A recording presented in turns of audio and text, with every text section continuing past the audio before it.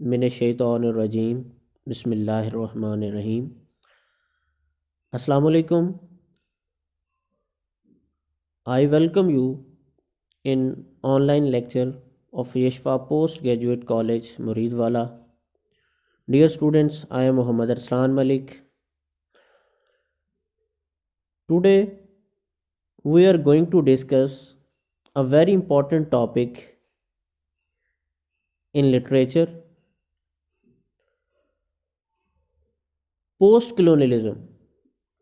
The term post-colonialism, actually this lecture is especially for the students of BS English Literature semester 7th and generally for all the students of English Literature. So let's start our discussion. Introduction to the term post-colonialism. What is post-colonialism? If we want to know about what is post-colonialism, we need to know about what is colonialism. Urdu में आपने एक लफ्ज़ सुना होगा या मुताले पाकिस्तान में कभी कहीं पे आपने पढ़ा होगा, नौबादियाती निज़ाम या नौबादियात। एक ऐसा सिस्टम जिसमें किसी दूसरे मुल्क की लैंड, रिसोर्सेज, ह्यूमन पावर यानी कि उसके जो लेबर पावर है उसको यूज़ करना अपने फ़ायदे के लिए, ये कॉलोनियलिज्म है। एक ऐसा सिस्टम, ये वर्ड निकला एक्चुअली कॉलोनी से, कॉलोनी बनाना जाके, नौबादियात निज़ाम वो जाके कायम करना, कॉलोनियलिज्म वो निज़ाम सिस्टम कायम करना, कॉलोनी वहाँ पे वो सेटलमेंट बनाना जाके। जिस तरह बरे सगीर में आके सबसे पहले ब्रिटिश ने आके किया था कि 1599 में आके यहाँ पे मुग़ल एम्पायर के साथ एक मुआहदा किया, तिजारत की गर्ज से, ट्रेड की गर्ज से आके यहाँ पे आहिस्ता आहिस्ता अपना कब्ज़ा था वो जमाना शुरू कर दिया। तो इस पॉइंट ऑफ व्यू से लिटरेचर में एक बड़ा इंपॉर्टेंट टॉपिक है पोस्ट कॉलोनियलिज्म, इसको डिस्कस करते हैं। What is the connection between colonialism and capitalism? Capitalism और कॉलोनियलिज्म के दरमियान क्या कनेक्शन है, सबसे पहले हम ये देखते हैं। What is capitalism? कैपिटलिज्म के बारे में आपने सुना होगा, कार्ल मार्क्स और हैगल ने एक थ्योरी पेश की थी जिसको मार्क्सिज्म भी कहा जाता है। उसके उलट वाइस वर्सा जो था वो कैपिटलिज्म था, यानी कि जिसको हम कहते हैं कि सरमायादाराना निज़ाम जो था उसके ख़िलाफ़ जो था मार्क्सिज्म, एक सिस्टम ऑफ गवर्नमेंट पेश किया था कार्ल मार्क्स और हैगल में, जो रशिया में और उसके बाद चाइना में ये कारआमद रहा, चलता रहा। तो कॉलोनियलिज्म जो है वो कैपिटलिज्म के साथ किस तरह है, इसका कनेक्शन क्या है? बहुत गहरा ताल्लुक है, very close. Colonialism was first and foremost a commercial venture of Western nation. colonialism जो था वो सबसे पहला एक उनका first and foremost commercial venture, उनका तजारती मंसूबा था एक वेस्टर्न नेशंस का। The seizing of foreign lands for government and settlement was in part motivated by desire to create and control markets for Western goods. Market banana, market किस sense में आप इस तरह देख सकते हैं, इसकी एग्जांपल अगर हम देखना चाहें तो बरतानिया बरेसगीर से, सब कॉन्टिनेंट से खाम माल, कॉटन, स्पाइसेस, सारी चीज़ें लेके जाते, वहाँ पे जाके उनका सामान मटेरियल बनता और वही चीज़ जो थी वो डबल पैसे में आके इधर बेची जाती थी, मार्केट मिल गई थी उनको। As well as to secure the natural resources, क्या करना, नेचुरल रिसोर्सेज वहाँ के जो वसाइल थे उन पे कब्जा करना, एंड लेबर पावर, और वहाँ की जो लेबर पावर थी उसको, of different lands and people at the lowest possible cost, जितनी कम कीमत में हो सकते उसको खरीदते थे। तो ये जो था कैपिटलिज्म जो था कॉलोनियलिज्म के इस तरह करीब था कि उसके अंदर जो सरमायादार निज़ाम था उसी के थ्रू कॉलोनियलिज्म का काम शुरू किया गया, कॉलोनियलिज्म जो था वो शुरू किया गया। तो next, how is imperialism related to colonialism? अब इंपीरियलिज्म के बारे में आपको बता दूं कि कॉलोनियलिज्म के बारे में आपको बताया कि सिस्टम जहां पे जाके क्या करना, दूसरे की लैंड, रिसोर्सेज और ईच एंड एवरीथिंग को कंट्रोल करना, फिजिकली जाके कंट्रोल करना। बट आइडियोलॉजिकली, जिसको हम कह सकते हैं आइडियोलॉजिकली, इंपीरियलिज्म जो है वो बहुत ज़्यादा एक आइडियोलॉजिकली एक कॉन्सेप्ट, एक माइंडसेट है इंपीरियलिज्म, और उसकी प्रैक्टिस जो है वो कॉलोनियलिज्म कहलाती है। Imperialism is an ideological concept which upholds the legitimacy of the economic and military control of one nation by another. तो ये imperialism है। colonialism is one form of imperialism. Specifically, colonialism concerns the settlement of group of the people in a new location. किसी नई location पे physically जाके control करना, ये colonialism है। imperialism जो है वो एक सोच, वो जो कॉन्सेप्ट है। While colonialism is virtually over today, आजकल तकरीबन बहुत ज़्यादा कम इलाकों में colonialism रह गया है। imperialism जो है वो अभी भी चल रहा है। imperialism continues apace as western nations and a particular the US still engage in imperial acts, securing wealth and power through the exploitation of other nation। अपने आप को क्या करना, मजबूत करना, ठीक है, पार हासिल करना, वेल्थ हासिल करना, किसके लिए, दूसरी कौमों को एक्सप्लॉइट करके, एक्सप्लॉइटेशन के जरिए। तो ये जो है कॉलोनियलिज्म, इंपीरियलिज्म, दोनों एक दूसरे के रिलेटेड हैं, इंटरकनेक्ट हैं। So what is the definition of, we can't define colonialism in single line, but if we try we can say that the settlement of territory, the exploitation or development। देखिए दो मुख्तलिफ अल्फाज का इस्तेमाल किया गया, exploitation और development of resources and the attempt to govern the indigenous inhabitants of occupied lands। अब इसमें तीन चार चीज़ों पे एम्फेसाइज फोकस किया जाता है।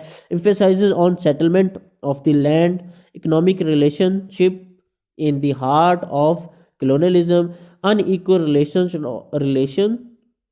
relations of power are constructed by colonialism। यानी कि वो जो अनरिलेशन colonialism वालों ने एक अनइक्वल रिलेशनशिप बनाया होता है, उसको, ये इनके जो फोकस मेन चीज़ें होती हैं इसके ऊपर। Next, what are the 3 periods of decolonisation. What is decolonisation? We can say that वो प्रोसेस जिसके तहत जो ममालिक जो थे वो कॉलोनियलिज्म से बाहर आए, जिन्होंने आज़ादी हासिल कर ली दूसरे ममालिक से। अपने जो दो टर्म यहाँ पे आपको बता दूं, एक होता है कॉलोनाइज़र और एक होता है कॉलोनाइज्ड। कॉलोनाइज़र कहते हैं वो जो कंट्रोल करने वाला होता है, जैसे बरतानिया ने, ब्रिटिश ने आके यहाँ पे कंट्रोल किया बरसगीर में, सब कॉन्टिनेंट में, तो we can say that British are colonisers and subcontinents, the people of subcontinents are colonised, they were colonised. Once we are also colonise, हम भी एक दफ़ा पाकिस्तान, क्योंकि उस वक्त पाकिस्तान आज़ादी के बाद बना, तो हम कह सकते हैं कि ये हम भी एक वक्त में कॉलोनाइज्ड रह चुके हैं। तो 3 पीरियड्स थे। फर्स्ट था late 18th century, loss of American colonies.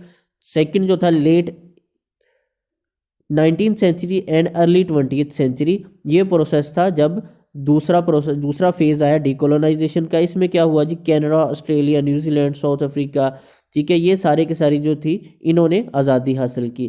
Third phase जो था पोस्ट वर्ल्ड वॉर सेकंड के बाद, पाकिस्तान खुद सेकंड वर्ल्ड वॉर के बाद आज़ाद हुआ। सेकंड वर्ल्ड वॉर जो थी 1939 से लेकर 1945 तक रही है। तो इसके बाद जिन ममालिक ने आज़ादी हासिल की, ठीक है, वो इस थर्ड फेज में आते हैं। तो ये प्रोसेस था डीकोलोनाइजेशन का जो 3 फेज में चला है। इसके बाद रीजंस क्या बनी इस डीकोलोनाइजेशन की, इसमें 3-4 पॉइंट वेरी इंपॉर्टेंट हैं। First of all nationalism. अब देखिए मिस्टर जना ने, कायद-ए-आज़म ने और दूसरे जो हमारे रहनुमा थे, उन्होंने मिलकर एक नेशन बनाई, एक कौम को एक पॉइंट पे इकट्ठा किया। उनको किस कॉन्सेप्ट के जरिए उनको इकट्ठा किया, नेशनलिज्म के कॉन्सेप्ट के। इस कॉन्सेप्ट, ये जो था डीकोलोनाइजेशन का एक, किस कहते हैं कि एक सोर्स बना। सेकंड क्या था, empowers Europeans declining power in the world. दुनिया में अब यूरोपियन जो थे उनकी जो पावर थी वो डिक्लाइन हो रही थी। Rise of USA and Soviet Union as a major power. अब बरतानिया के अलावा जो दूसरी सोवियत यूनियन और यूएस जो था वो भी अब उठ रहा था।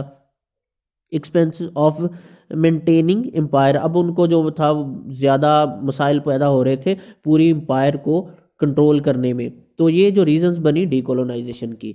इसके बाद कॉमनवेल्थ लिटरेचर। कॉमनवेल्थ क्या है, जब जैसी जो डीकोलोनाइजेशन हुई, डीकोलोनाइजेशन के बाद उन्होंने, बरतानिया ने क्या किया, चंद ममालिक जितने भी उनसे आज़ादी हासिल की जिन ममालिक ने, उनके वो मिलाकर एक कॉमनवेल्थ सिस्टम निकाला जिसको हम उर्दू में दौलत मुश्तरका के नाम से जानते हैं। तो उस दौरान जो लिटरेचर लिखा गया, उनकी इकॉनमी को कंट्रोल करने के लिए, अपने तहत करने के लिए, उनकी इमदाद के लिए, ये सारे का सारा सिस्टम एक लॉन्च किया था ताकि वो हमारे अंडर ही रहे हमेशा से। कॉमनवेल्थ लिटरेचर, उस दौरान जितना भी लिटरेचर लिखा गया उसको कॉमनवेल्थ लिटरेचर कहते हैं।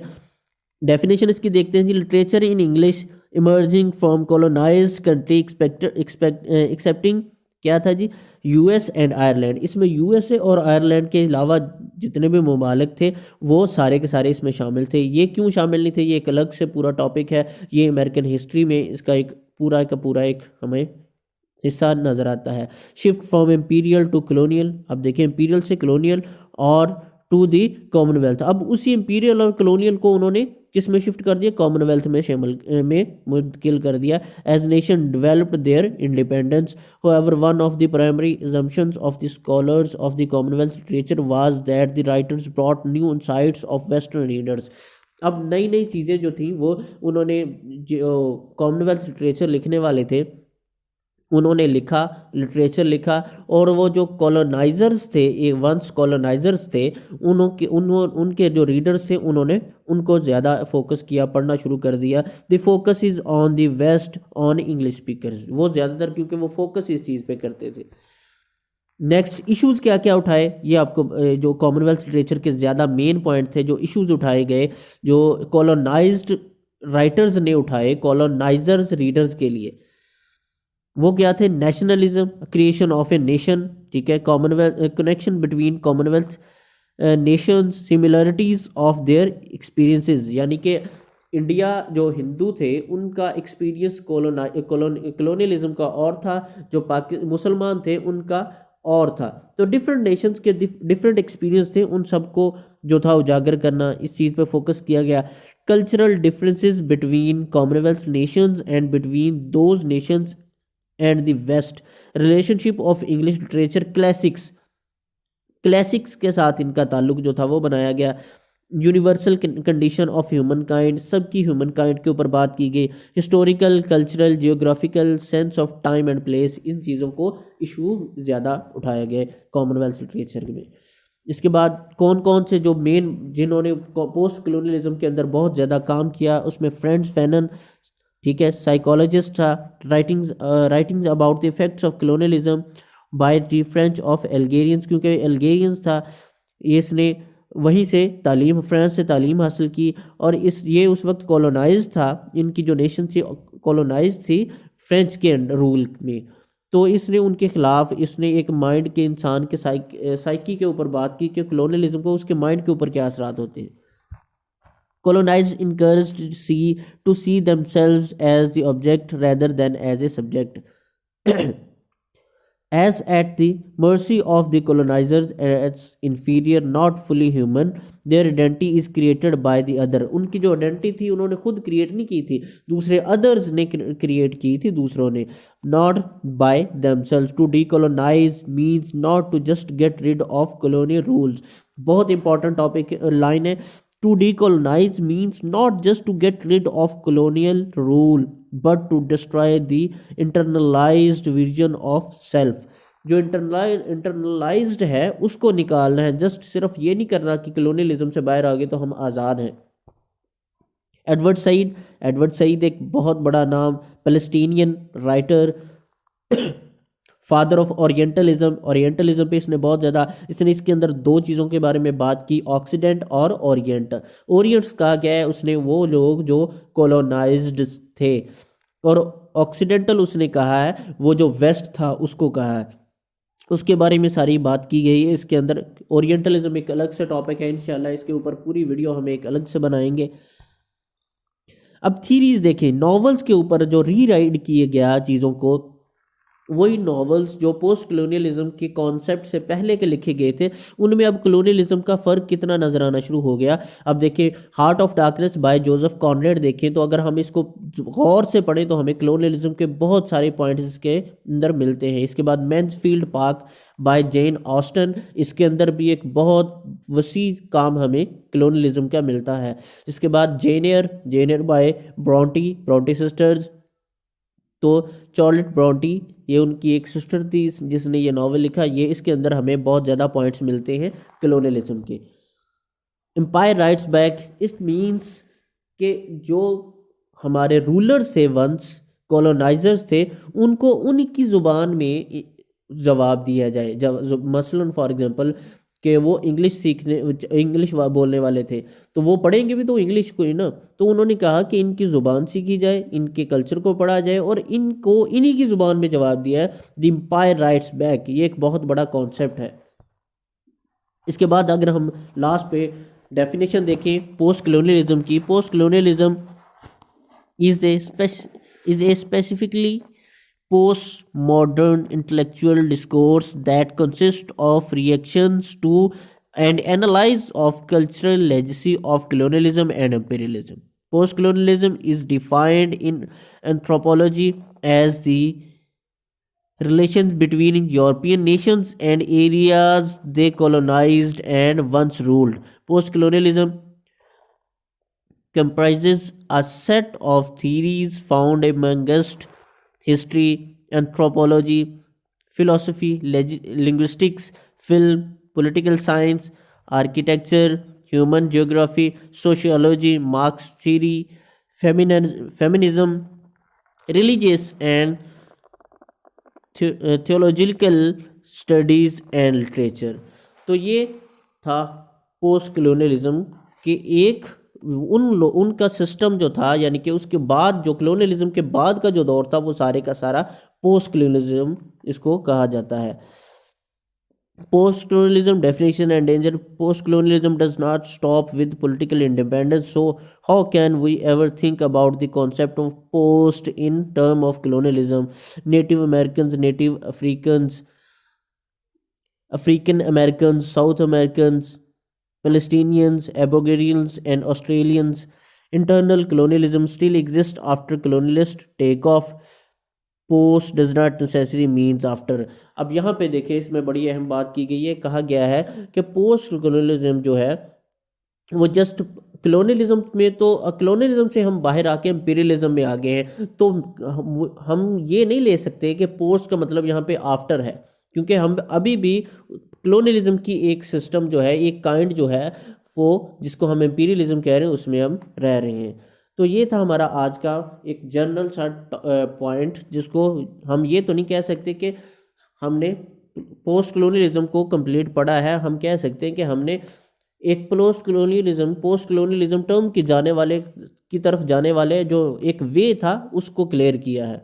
होप सो आपके लिए काफ़ी चीज़ें क्लियर हो गई होंगी। इंशाल्लाह will discuss other topic in next lecture. अल्लाह हाफिज़।